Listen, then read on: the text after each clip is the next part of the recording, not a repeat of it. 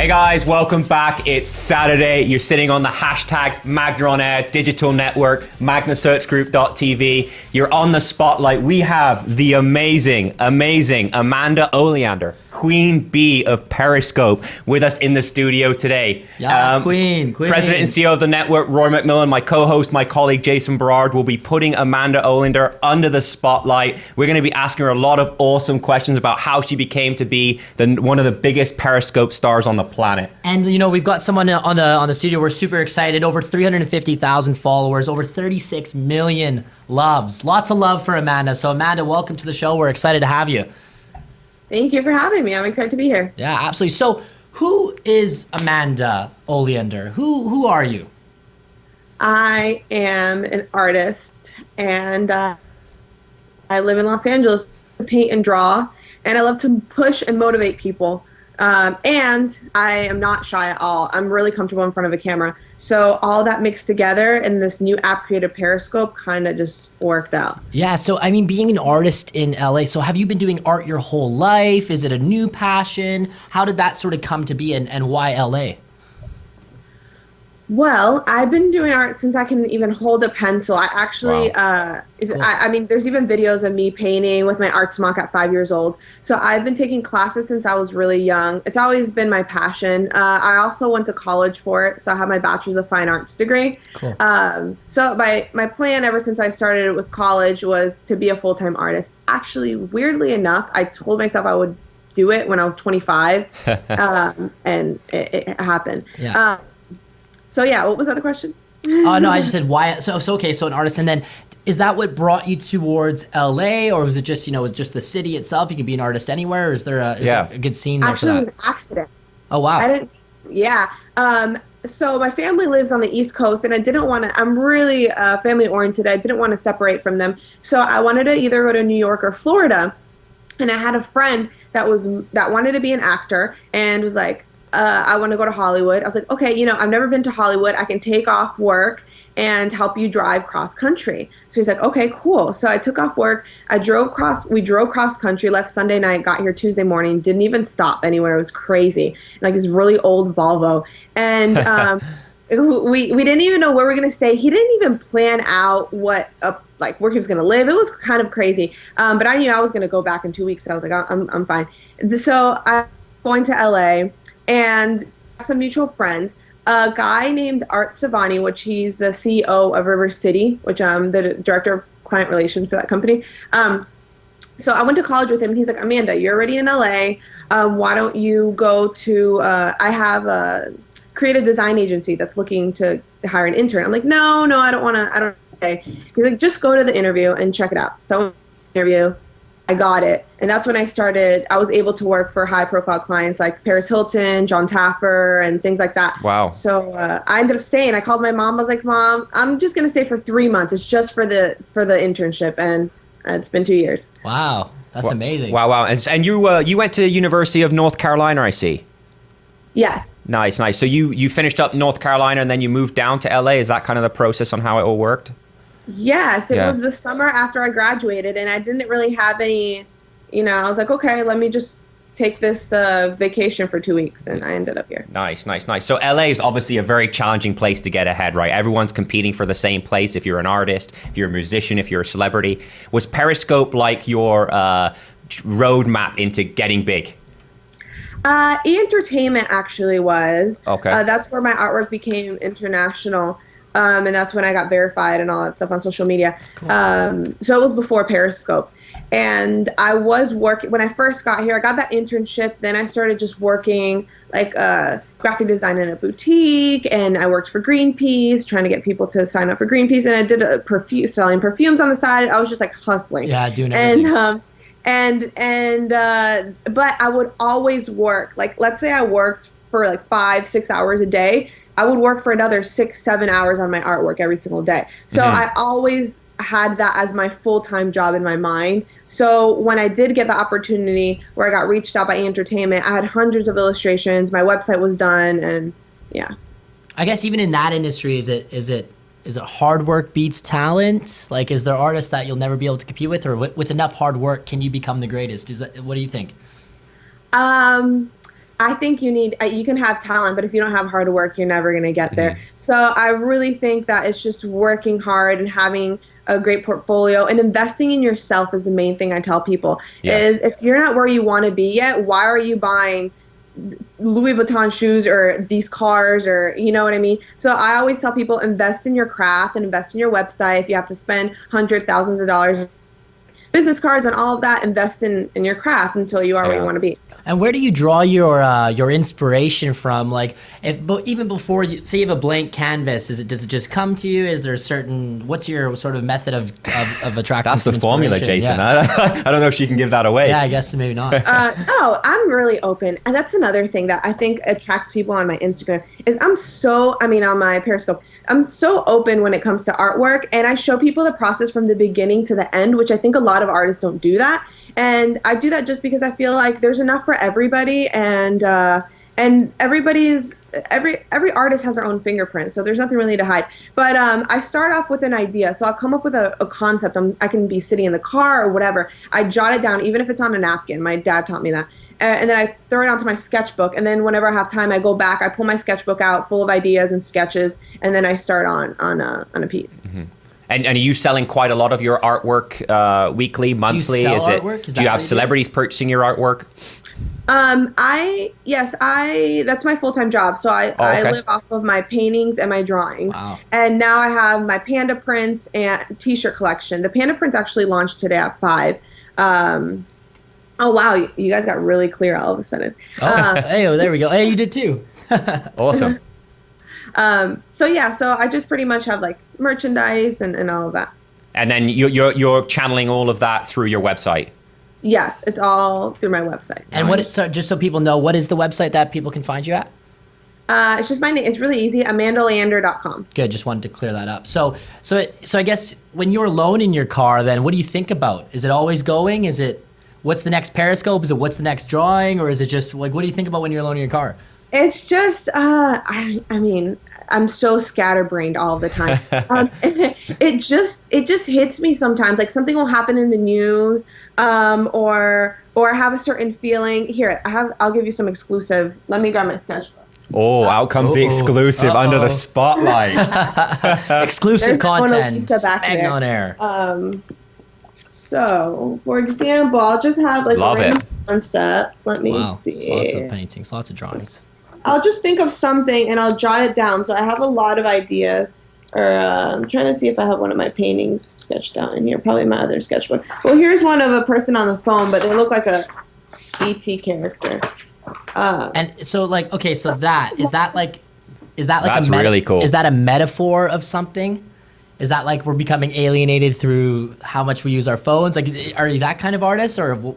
Before Periscope and in college, I was obsessed with cell phones and drawing people on cell phones, and I just always did that. And that's really cool. At first, I thought it separated us, but ironically, because of Periscope, I think that it connects us more. You just have to have a balance. So when I'm in the presence of another human being, I try to be on my phone as least as possible, and I'm not Periscoping unless they want to. So I usually Periscope when I'm alone. Right. So Okay. you have to have a kind of. And do you have mentors, Amanda? Like, who do you follow? Is there anyone that you really like? Oh, I love their artwork. I love their inspiration. I love the message they're portraying through art. Yes, Shel Silverstein. I wish I have a Shel Silverstein couch I painted. Shel Silverstein, Tim Burton, Vic Muniz. They all bring something different to the table that I look up to. Yeah. So when you moved to LA, what was like the single, or even just maybe in your life, what was the single biggest challenge that you've ever had to face or overcome so far? So far, the biggest challenge, I would probably say just the separation between me and my family. Yeah. But I even lived with them through college. So I was never I never lived by myself until I moved here. So I think just being away from my family has been the hardest part. Everything else I could handle. But I now I'm used to it, and I go and visit them a lot. But. And okay, wow. So that's like me. I just recently moved to. I think that's like one of the big things that people take for granted, right? When you do move away, you move away for opportunity or for something exciting, but you do have to. Nothing comes without sacrifice, right? Yeah. So transitioning now to Periscope. So, I mean, were you on it when like no one else was on it? Were you on it like how would someone get on the next social network that comes out and get ahead? No, I mean, what's the story? the story so once again, thank you, Art Savani.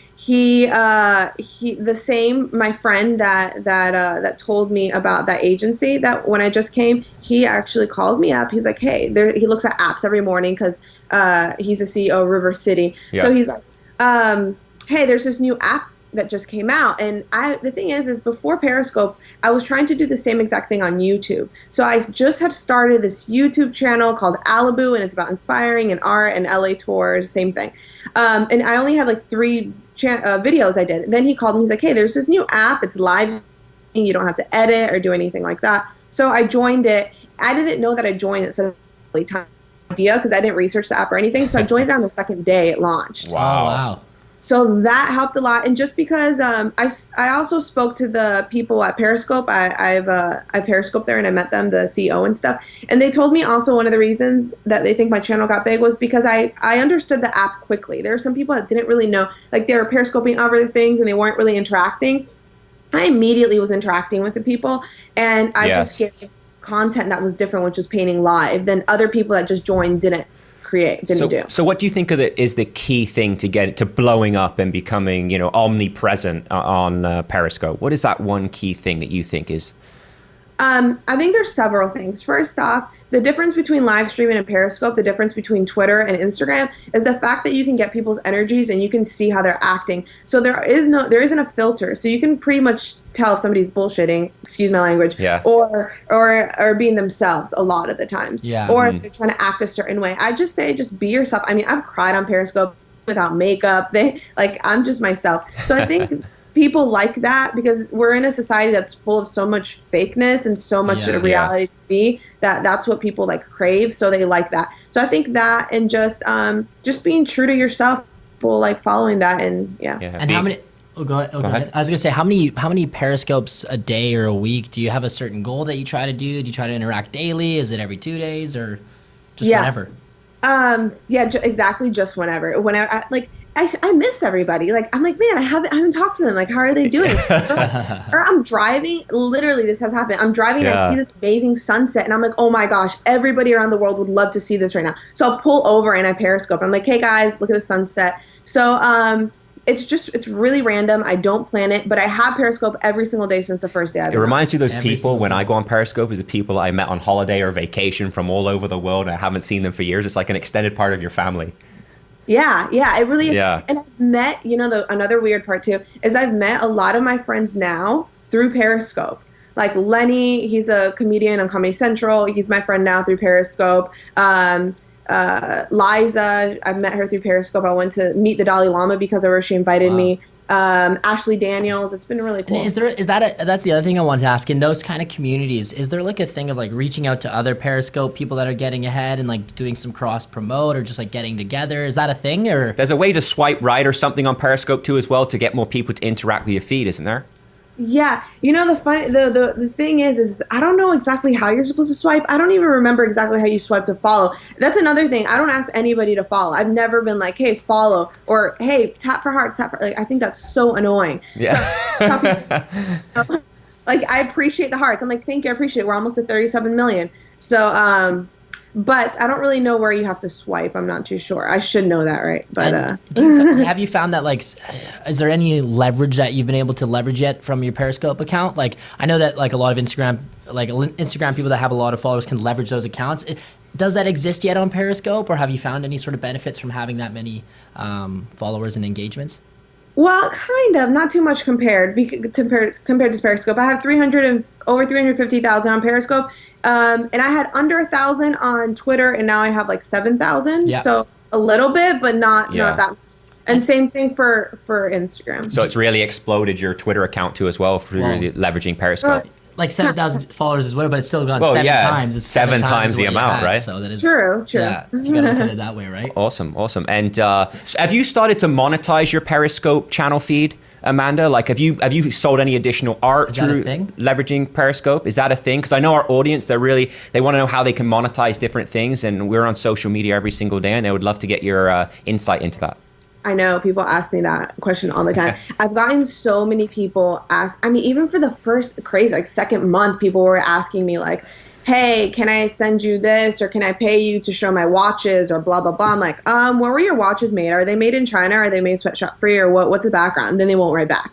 Or like, no, I've said no to huge companies, which I don't really want to call them out, but companies that you guys all purchase food from. And the thing is let's say somebody reaches out to me. This is what I say, like Tom shoes or Warby Parker glasses or something that I already wear and love. Then, okay, I would love to, just talk about all of you. But the thing is everybody that's reached out to me, I'm not completely in love with. I'm just going to be real. You go on Instagram and you see these girls, and all of a sudden they have these coffee scrubs and this detox tea. Yeah, the tea. Fit tea. Yeah. Fit tea. Please, Fit me. you're not going to see me with coffee scrubs or detox teas on here, because it's not something, unless it's a product that I really, really love and I'm going to talk about it and use it, then yeah. But I haven't really had anything like that yet. So I'm not going to say yes just to make money, because I'm fine. But at what point of numbers of followers or engagements did you start getting people to reach out and offer? Was it 10,000? Was it 100,000? Where's that sort of sweet spot when someone starts to see that? I see what you're saying. I got more once, I think, over the beginning. People just wanted to give me free things. Like, let me give you this watch. Let me give you this watches if you talk about it, or let me blah, blah, blah. I was like, no. So the beginning is free things. Like when you reach 10, 15, 20,000, they just want to give you things. And then after 100,000, that's when you start getting offers for money. And they're like, let me, what's your price for this? Or just a 2-minute shameless plug or whatever it may be, right? Yeah. And I was like, no, thank you. I'm not, And if you only had, so if you only had 24 hours to live, what would you do? How would you spend your day? 24 hours to live. I would jump on a plane. I would get everybody that I love plane tickets, and we would all go on like an island, tropical island, and all hang out and just celebrate, party, and sail it off into the sunset, right? Yeah. Like if you knew you were going, you're just going with everyone on the island, right? Yeah. Yes. So if you're on an island then, and you can't, for whatever reason, you have some sort of tragedy strike you can't make it home alive, but you have one person beside you that can save your life, what does that person need to have? One word that, what key criteria or character that they have to save your life? They have to be, the character, they have to be positive. Okay, there you go. Yeah. I know you're in LA, Amanda, and I have to ask you this. Who is Amanda Oleander's celebrity crush? Who is your celebrity crush? I would have to say, I don't know. I don't really have a celebrity crush. Do you see a lot of celebs? Yes. Yeah, I see them all over the place. I would have to say my boyfriend. Yeah, that's a good answer. Good answer. He has he's in a film for a little bit, coming out tomorrow. That's going to be on Periscope, red carpet. We Are Your Friends with Zac Efron. Oh, cool. Wow. Oh, that's cool. So okay. So your boyfriend then is an aspiring actor, is getting into the game, or? Yeah, he's an actor. He has like the same. It's a short scene. It's kind of like Brittany Furlan's in it too. They have like the same amount of the scenes. He's doing that, and he's also the voiceover of a show called Nature Cats on PBS. So he does voiceover and acting. His dad's Cookie Monster, which is interesting. Oh, wow. His dad is the puppeteer and the voice of Cookie Monster. So that's cool. Way too cool. How did you guys meet? We actually met through a mutual friend, and the weird part is what, going back to this interview, is the first 10 minutes that we met, I was talking to him about Periscope, and I got on Periscope. So people on Periscope met him when I met him. So it's really weird. Like, they've seen me single. Oh, right. Because you would be like, I'm on this app called Periscope. Here, I'll show you how it works. That's what people want to follow, right? That people care about that. They want to see everyone's life story, how it evolves. They can engage. They can relate, right? A lot of your content is relatable, which is awesome. Do you think Periscope is here for the long term? Do you think it's a fad? Do you think it's the long term play? What do you think? Well, I think it's like everything. I think it's going to have a pretty long run. Like Facebook had a really long run, and then something else will happen. And it's still going. Facebook's still going. Let's give it credit. I mean, it's still going. Yeah, I think it'll be something like that. I mean, we're all going to, everything keeps evolving and changing. But it's definitely an app that's going to make a huge impact. I know the people that are joining in. I mean, Oprah, Ellen, they're all on there. Definitely, it was bought $100 million. It was bought for $100 million by Twitter. You guys know that. And I don't know if you guys know this fact, but every day people Periscope for 40. It's equivalent to 40 years. Pretty cool. Whoa. Wow. So like you combine everyone's Yeah. everyone's time and it's 40 spent. years in one day, and it's only been Wow, 4 months. That's powerful. That's very powerful. Yeah, it's a very powerful Wow. stat. Like Wow. just to even try to put that into. So Amanda, you're big into motivation. I see this on your website here. You're big into inspiration. Like, do you have a favorite author? Do you read a lot of books? Like, who Yes. gets you excited? Who really helps you?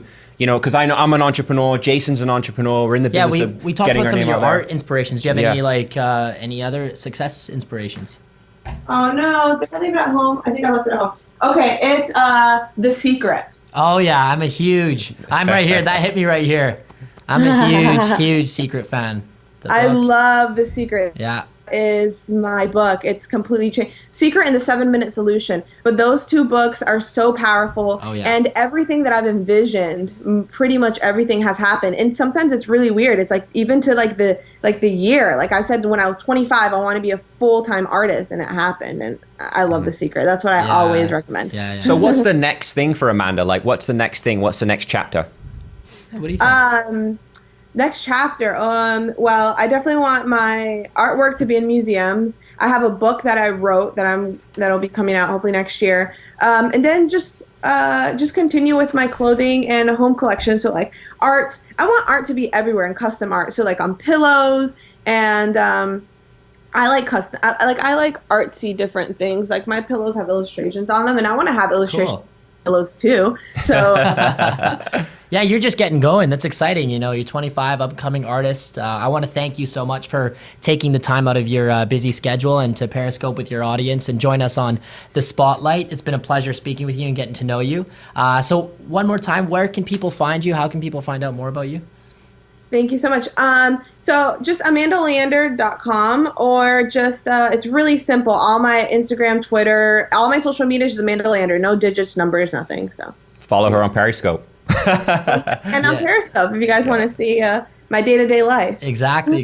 Well, to the viewers, thank you again for tuning in. It was a great episode. Thank you again, Amanda Oleander, for joining us under the Spotlight. #MagnaOnAir, MagnaSearchGroup.tv. We'll be coming to you next week. Thanks.